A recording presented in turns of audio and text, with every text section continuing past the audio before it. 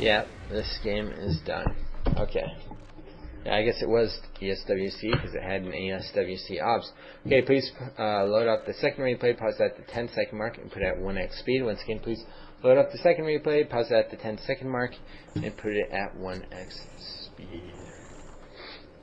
I have to find the second replay. Okay. As far as other hero choices in Human Against Human, I think with how Human Against Human is kind of evolving, I think most of the time it's either, I mean, it's still always been kind of in this way, but it's pretty much either MK, Archmage, or, I mean, MK, Firelord, or Panda. And I think MK and Panda are really the favorites because late game, Clap Blizz or Breath of Fire Blizz just really owns ground, and Breath of Fire allows you to go Griffins late game and not have to worry about gyros, which kind of are the counter to Griffins. I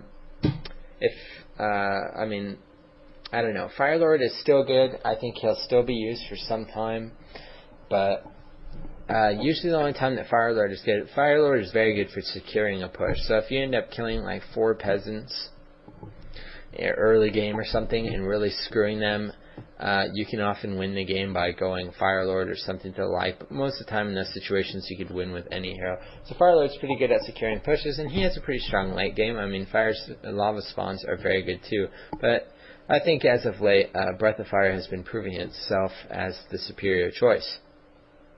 Okay, please unpause the replay in 3 seconds. Once again, please unpause the replay in 3 seconds. 3, 2, 1, unpause. Another thing too is whether or not to go Drunken Haze second in this matchup. I've noticed that Sky pretty much does every time. Personally, it's kind of ambiguous for me. I think Drunken Haze can be very good when they make a lot of casters, a lot of footmen, and also against knights, but even so, I have a hard time believing that a lot of time, especially knights and things like that, that they're dense enough to the point where Drunken Haze actually gives you an advantage. I'm pretty much a Breath of Fire Drunken Brawler fan. So, yep. Alright. One thing too, it's kind of funny. Almost every top human player has his own build order. Insomnia, you know, Todd likes Altar Barracks, Farm. Sky goes Altar Simultaneous Farm and Barracks with 3 on mine for a small period of time. Insomnia likes Altar Barracks, Farm, Gold, and then Farm again with the next one out, which actually lags behind the lumber. All of them have their advantages and disadvantages, but really the difference between them isn't so great.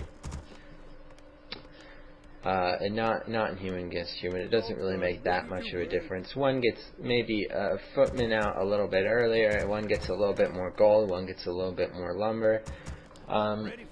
Yeah, so there's not too great of an advantage between them. You can choose the one that you like and stick with it, make a habit out of it.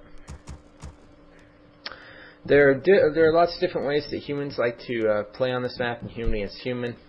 Some people like to go aggressive immediately and like just use Water Elemental and Militia to creep their green or something.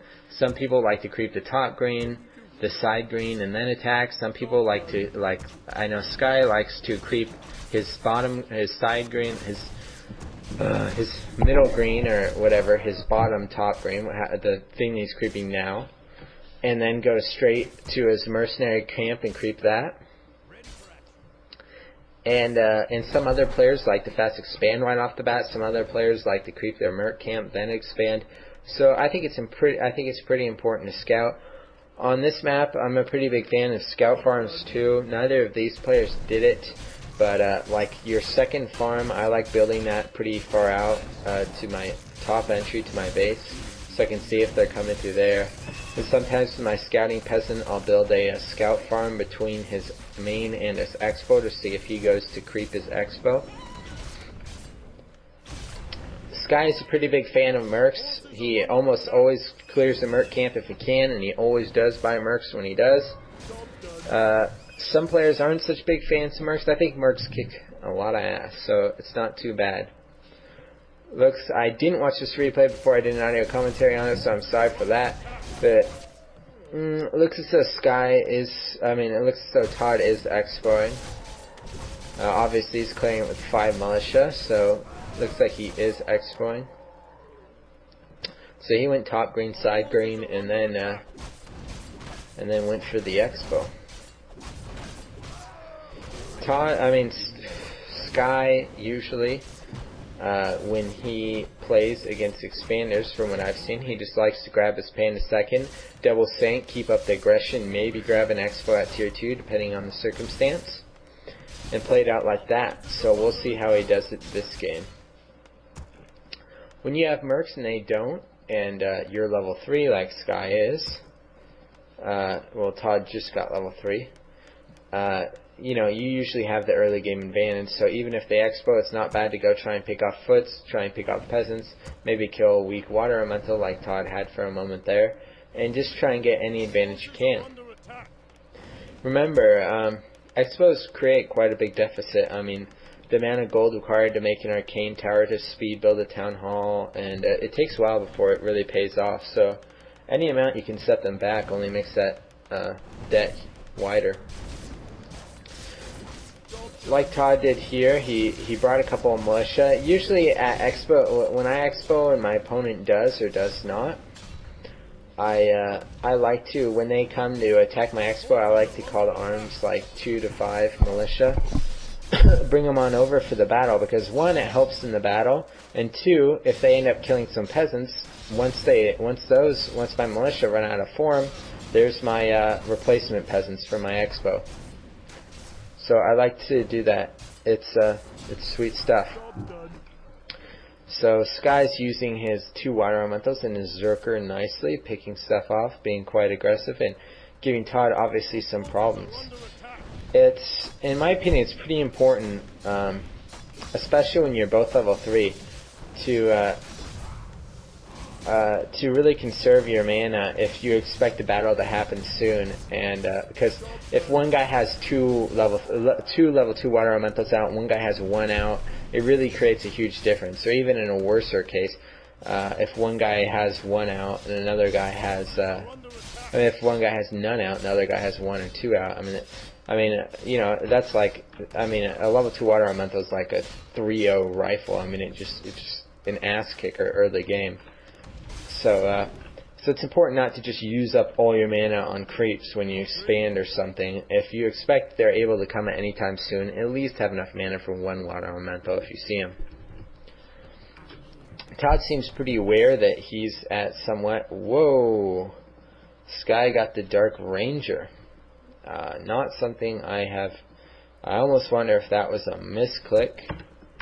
No, N and R are pretty far apart, and I don't think they're right next to each other in the tavern. But no, I guess it's not. Dark Ranger isn't bad. It's just I don't think I've ever seen Sky not go Panda in a situation like this.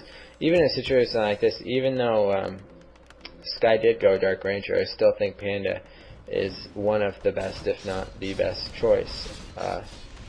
Panda just has such a good late game, unlike Dark Ranger. Let's just imagine that Sky is unable to do anything